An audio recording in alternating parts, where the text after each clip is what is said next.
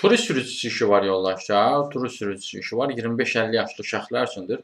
1000 manata yaxın əmək haqqı təklif edir sizə. Üstəgəl bonus və komissiyalar da var. Deməli, bu iş nə təklif edir sizə yoldaşlar?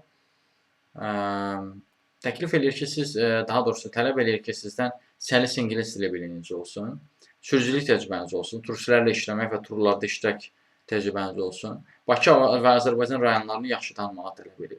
Varsa bu özelliklər bu işə müraciət edə bilərsiniz.